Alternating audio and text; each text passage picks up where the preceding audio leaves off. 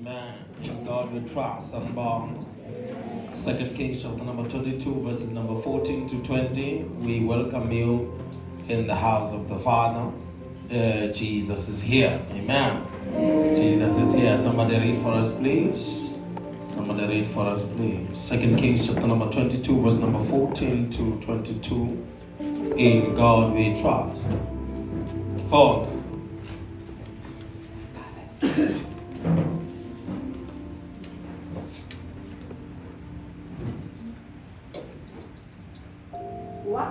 Wakha i-Eladi walibuyisela kuJuda inkosi isilele koyise. 2 Kings chapter number 22, verses number 14.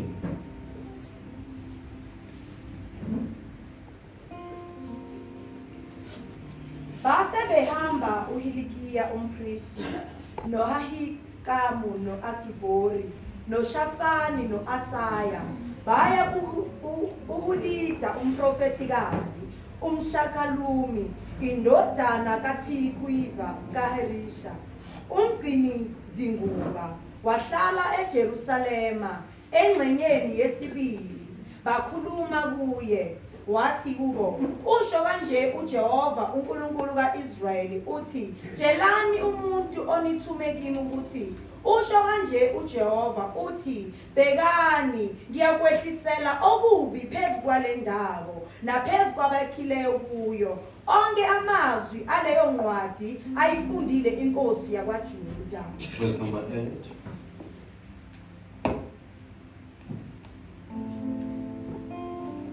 uHilikiya umpristi omkhulu wathi kuShafani umbhali, ngifumene incwadi yomthetho endlini kaJehova. uHilikiya wanika uShafani leyo ncwadi wayifunda. Hallelujah. Amen. Jesus is Lord. Amen. Amen. Jesus is Lord. Is Lord. Kulahleka kombhalo endlini kaNkulunkulu. The Bible says they searched for the book and they found the book in the house of the Lord. This is a high priest. Incwadi yayilahlekile. Bantu baNkulunkulu laba kodwa incwadi yayilahlekile. Today I'm going to talk about the prophetic validator of scriptures. We have been raised to only see prophets as people who see in our lives and who are able to typify using the word of wisdom, the word of knowledge, or prophecy itself to as far as discernment is concerned. And when we think of a prophetic voice, we only think of someone who can tell us our names, who can tell us our situation, who can tell us about our genealogy and everything that pertains to our life. And when we think of a prophet, sicabanga umuntu onjalo, makathi nje umuntu ungumprofeti, sicabanga nje umuntu onjalo, interpreter of dreams, revelator, someone who brings revelations every now and then. But there was a different prophet in the time of Zephaniah and the time of Jeremiah. These are great prophets that even have books in the Old Testament. There was a prophetess by the name of Huldah. This prophetess was not a major prophetess.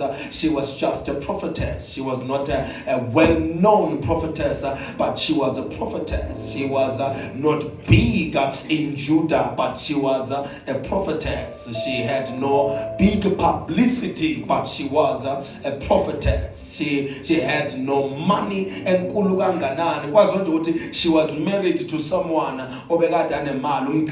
In those days, that's how they were making money. Taylor in a way esingayikaza manje namhlanje ukuthi understand, but umuntu obhizi ngendwangu nje uthunga impahla, everything that has to do with clothing. Siyangizwa kodwa ngani zakwethu. Yeah, it's just Huldah was just a prophetess. Although she's a wife, she's also a prophetess. Although she's minor, but she also carries a mantle. Although she is in obscurity, but she is seen by God and she's ordained by God to such a level that even the writers of the Bible saw it fit to write about her. Hebrews, bantu abamaHebheru, labantu laba bafazi abababhali kakhulu eBhayibhelini, not unless kuthiwa banenkinga. But there was a woman in the Bible by the name of Huldah who had no problem, but she had power to prophesy and power to see things, and she carried the mantle of a prophetess. She was seen as a prophetess, although she was not celebrated as a prophetess, but she was known by people who were close to the king that she was a prophetess. Her precision and accuracy was known by people who were close to people that are in power. She was not close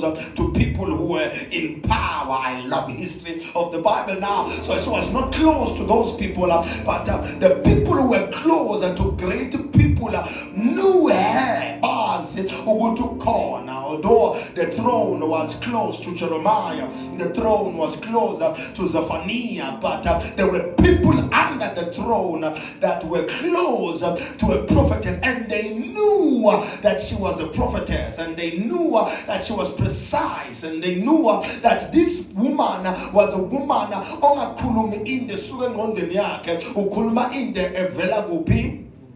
Ezulwini. And the word prophetess now, we started hearing it from the woman by the name Miriam, and we heard that Miriam was a prophetess in the book of Exodus. Miriam, the prophetess, introduced in the Bible in the book of Exodus chapter number 2. Siyeza ukuthi kunomuntu okuthiwa Miriam yajabula lapha kuthiwa ngapha kwenziwe lokho kwenziwa lokho. And even when we go forward ubuka uqhubeka nalo iBible, even in the book of Exodus chapter number 14, 15, kakhulu Miriam vela lapho no chapter number 2 lapha go verse number chapter number 15 uyavela uthi hashi nenkweli yalo ukuphonselelwane, because she was the interpreter of the miracles that were done. Because you see now, prophecy without the interpreter of the miracle bese iyakhohlwakala. So Miriam now was introduced as someone who is able to interpret the miracle so that kube ne influence. But then we're not in Miriam, we're in a Huldah right now. There is no other sighting of Huldah in the Bible. It's only this one. There is nothing before this text and there is nothing after this text.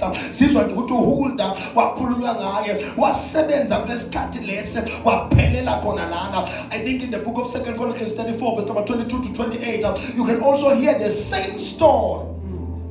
But ku introduce umama oyaziyo into ayifunayo nento athunywe yona nento aphathise yona. Ngizwe ngathi uNkulunkulu angazivusela abantu abanjalo nje insuku zokugcina, abantu aba understand ukuthi babo bani baphethe ini and bazelene emhlabeni, who will not fight to be seen by great people, who will do great works until great people will search for them because of their great works. Abekho abantu bangapha kumbe ngizobathola ngapha kunabantu namhlabeni who are not pushing to be known by the great, but they are pushing to do great works. Imisebenzi yabo iyowahlanganisa nabantu abakhulu.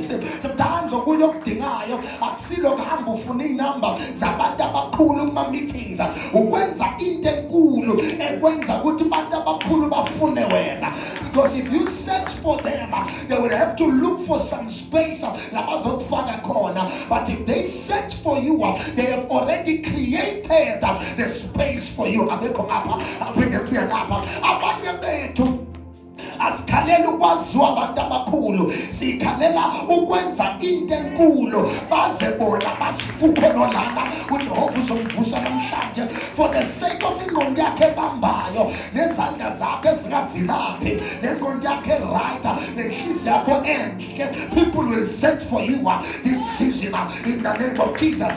They will search. Remember, minority doesn't disqualify you from carrying the mantle. The fact that it doesn't mean you can't carry the mantle. You see, now there are times in this life when we think ukuthi uNkulunkulu usebenza ngabantu abakhulu nababonwayo kuphela, kanti uthola ukuthi laba abakhulu inabo sengakababoni. So nabathola abantu bamla abanye bethu senza izinto ezinkulu ula abazibona abantu uyabalisa uba ukuthi angizokhuluma nawe ungabalisi ungabalabali. When the time is right, igama lakho kuyokhulunywa ngayo in a high place. Jesus, help us in this place. So now the climate of the calling of this woman now says ukuthi uvela sekulahleka izinto. Something because something is lost. What's it now?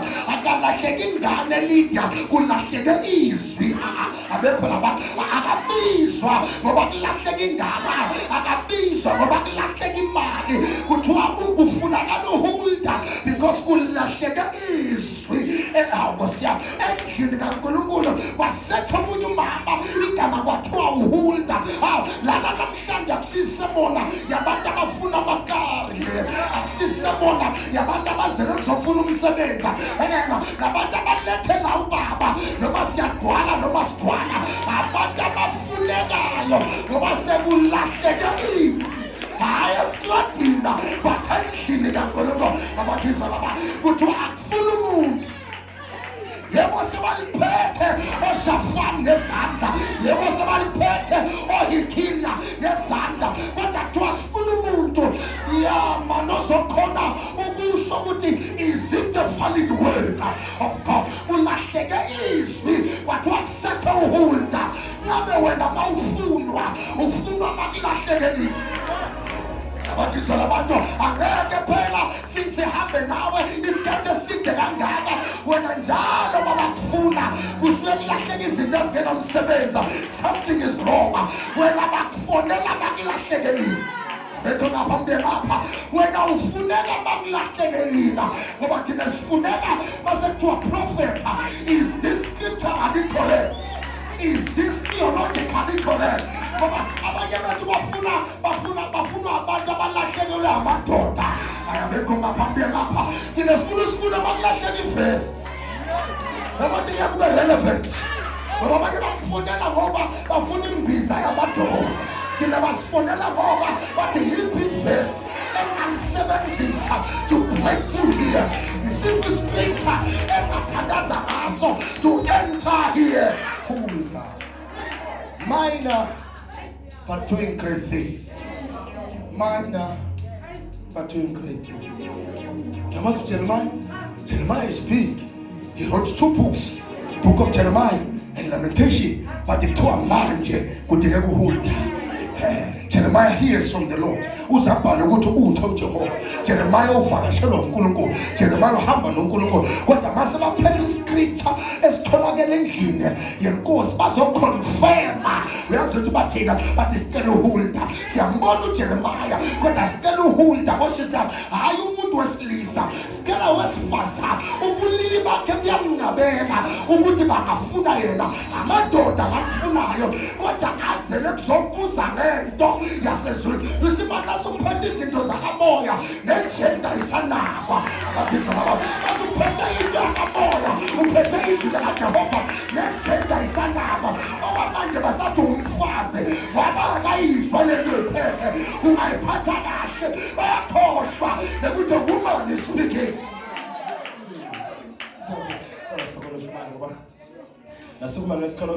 Which is now abanye abantu are waiting for money before they can reveal who they are and what they carry. No, the validator of scrolls is not waiting for marriage, is not waiting for money, is not waiting for a platform. This person already died uyaza already is already in action and in the field. Uyaziwa ukuthi uyi-authenticator of the word of God. Lo muntu lo uyayibamba izwi athi leli ndafundafu nayo into kaJehova, le nto lena ayiphile, le nto into kaJehova. Uma uvula amehlo uvula amadlebe so that uyizwe into engaveli kuJehova bese uyayizwa into evela. Kunesonto, kunetempele kodwa kuthiwa incwadi ama-scrolls alahleka. Abageza labantu bakhonza labantu kodwa ama-scrolls alahleka. Ngingethuka ukuthi kunabantu abahlanganayo kodwa ama-scrolls awasekho. Kasi bangalalela abanye ama-revelations abanye abantu kodwa iBhayibheli bayalivula uyabona ukuthi ayikho i-scroll asekho kule ndawo le, imibhalo ayisekho kule ndawo le ngoba kuyenzeka lifundwe kodwa uzwe ukuthi ayikhona. Yilo lona lelifundiwe kodwa leyasakhuluma akusahambisana suka sekulahleka le-scroll manje sekulahleka lento lo ofundisayo kufuna ayihle bese ikala ilungisa yena bese ikala ibabela yena bese ikala ilawula yena ngoba if the word cannot govern you, you cannot guard it. If izwi lingakakwelusi angeke unikezwe amandla ukuthi ube umelusi wayo. You have to be governed by the word to cover the scroll. Ayabona namhlanje ngeke ngikuchaze ngoba ngikhuluma ngokugula kwakho, sengikhuluma ngento eshodayo. Kunalento ibambe, ikulawule, ikulayele, ikweluse wena ungakayeshumayela Nkosi yami. Siza mina baba. Inside the house of God, not on the street. The word was absent and it was lost. Absenting the people, it was lost while it's inside the church.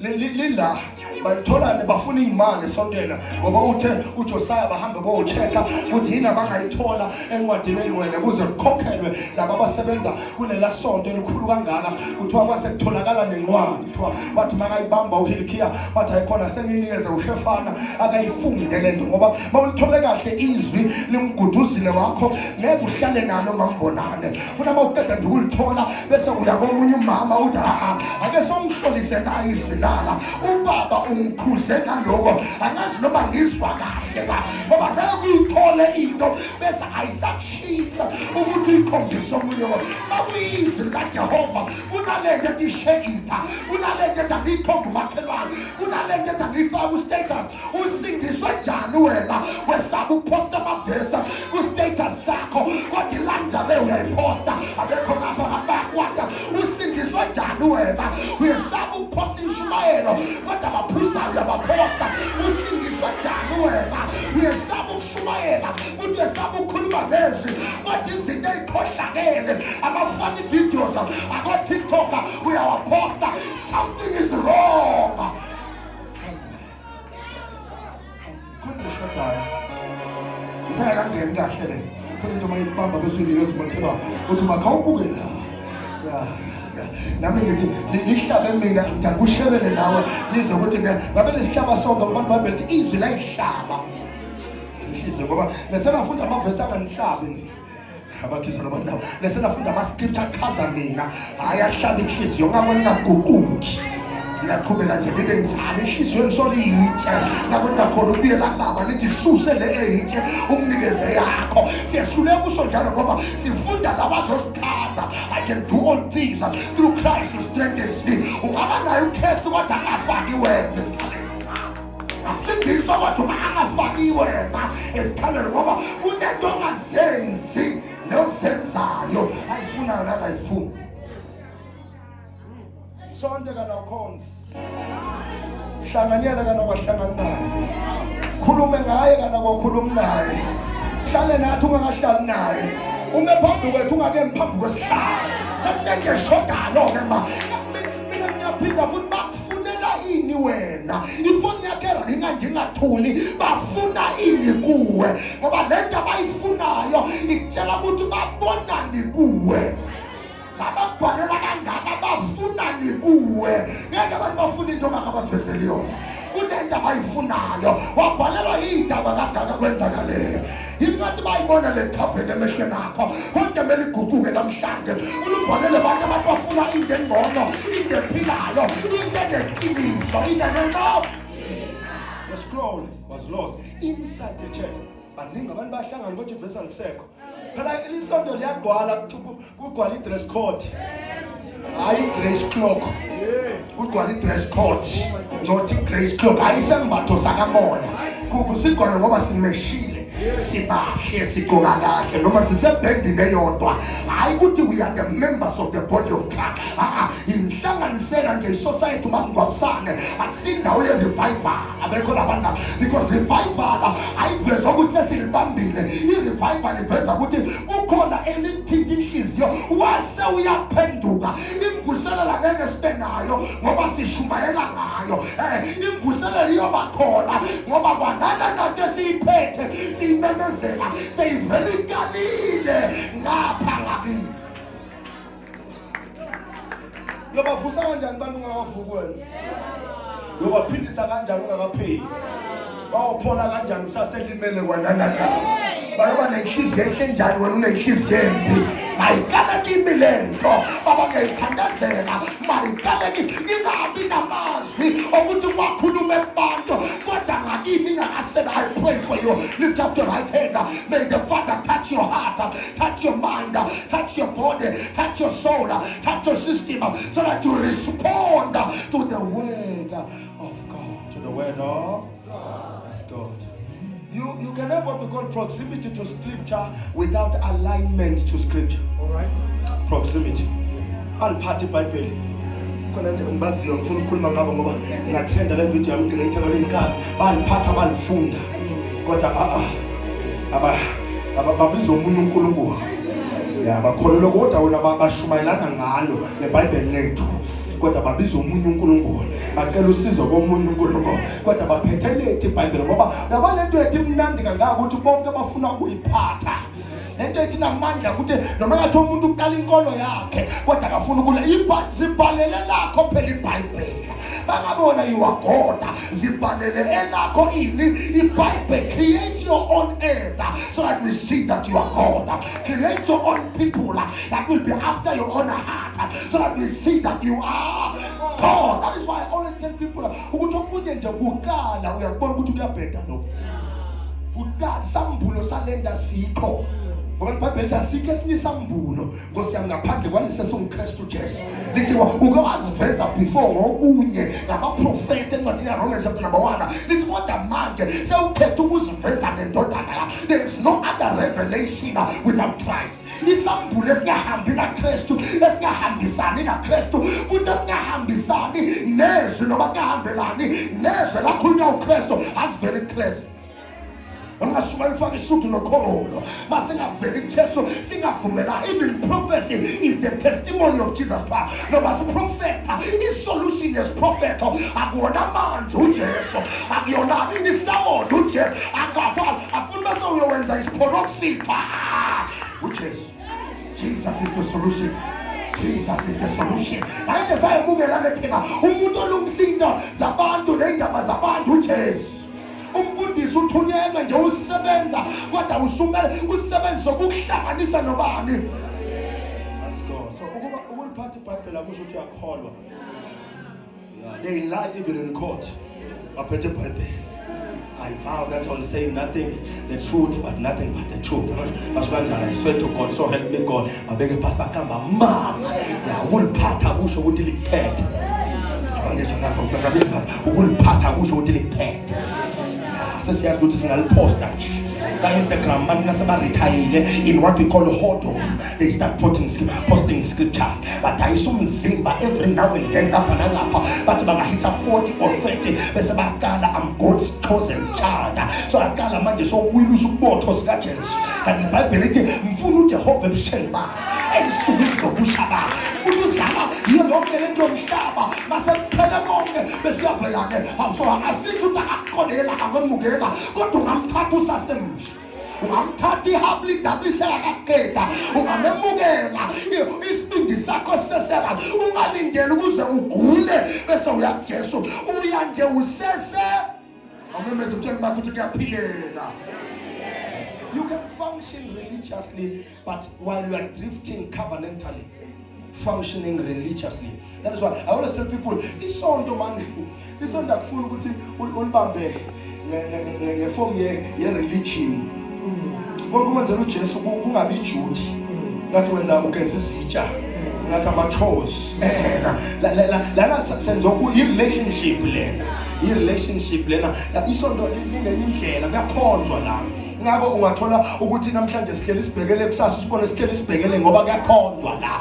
Ya namhlanje lokhu sikubambile kodwa manje ngeke kusalunga. iBhayibheli lithi amanzi avula ngokuphakanyiswa kwendubo, kodwa mase kubuyela emuva sekunotha sekuthiwa kunoJoshua kwathiwa ngenani inyathele manje ngoba isizini yenduku yaseyiphelile, kwasengena isizini yentsha. Uthi uNkulunkulu ufuna ukusebenzisa umuntu ukuze ahlukanise izinto futhi enze izinto noma avule indlela. I will use servants, I will use men, I will use people abaphethe umphongolo wesivumelwano. Babe mabafika eJordani encwadini yaJoshua lithi bathe akuhamba abapristi phambili osisina, hayi nje abapristi, lithi ababamba umphongolo wesivumelwano, lithi abahambe bonyathela iJordani iphakeme. Kunendawo esinyathela kuyo, hayi ngoba sidibene nabaprofeta, hayi ngoba sigcwele izwi likaJehova. Kunamanzi abangathela ngakho ekuthiwa isithelo singasebenza. Waya ugcwele izwi likabaprofeta uze kuyovala. Without the word there is no solution in your life.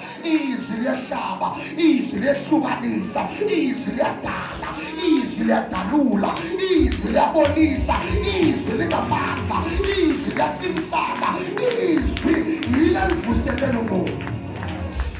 Izwi likaJehova. So we are acting religiously. Ngakho ukusonta kukhulu kodwa ukukhonza kumnandi. Ngoba usonta ukukhaza umfundisi. Mawusonta ukukhaza abantu. Mawusonta wenzela umngane wakho. Uthandaza ngoba ubona mina. Uthandaza ngoba ubona thina. Uyasonta lapho. Thina sine relationship noJehova. Bakhona abantu abekho kodwa umkhulu yena. Kusembe phakathi. Imali ikhona imali ayikho umkhulu yena. Kusembe phakathi. Izinto ziyahlangana noma zingahlangana kodwa umkhulu yena. Kusembe phakathi. Mkhulu yena kuze izinto ayihambi kahle enesifase ngenzeka uyitholanga abanye bayitholile kodwa wakhathazeka solo mkhulu yena ba-acceptina ba-acceptana kodwa solo mkhulu yena usebenzisa i-iPhone noma usebenzisa i-Oppo. uJehova solo mkhulu noma uhlala endlini encane uhlala emkhukhwini abanye bahlala endlini ezinkulu kodwa mkhulu baba ngoba simkhonzi ngoba khona sinikeze bona simkhonza nanoma asinikezile nanoma asinikezanga. Asifuna izinto yokukhonza uNkulunkulu. Yeah, the fact that he is called unento ngaphakathi kwethu yazi ukukhonza uzikhethele wena ukhethiswa ilento atobhala encwadi yabaseGalathiya ibe lokuthi Abba Father. Lento mayilanga phakathi kwakho it calls for the Lord. Athi David njengendlusela yomela amanzi kanjalo nomphefumulo wami uwomele wena. Akakhunjuzwa umzalwane ohamba noJehova. Ekumtshela ukuthi isono lesa, ekumtshela ukuthi akusona isono la, akakhunjuzwa. Akadinga umuntu obeloku ahlala naye phansi, abeloku abekhuzwa. Unento ebekhuzayo. iBhayibheli lithi wasekamdala uMose wala linto ukubizwa ukuthi umntana kaFaro. In the book of Hebrews 11 unento ethi no. Once ungaba born again kunento ethi ila ithi nje cha, ithi nje cha. Ngabe religious. They found the scriptures.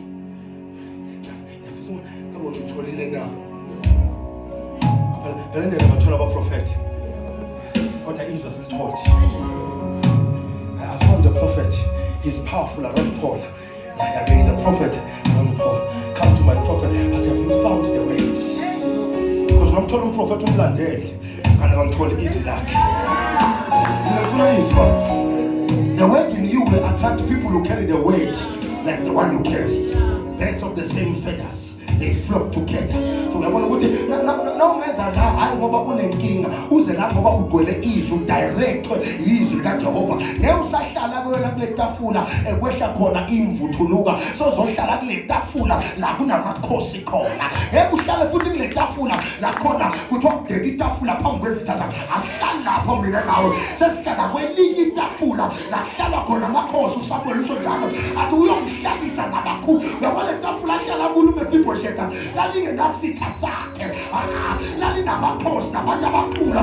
Once you come into this church, drawn by the word that is preached here, and the word in you is drawn by the word in this place, kuyaba mnandi ukusonta kule ndawo le, ngoba awuka-attractwe power yaprofetha, u-attractwe yinto engaphakathi kwakho. Ibe lokuthi kusekhaya la, akuhanjwa la, kusekhaya.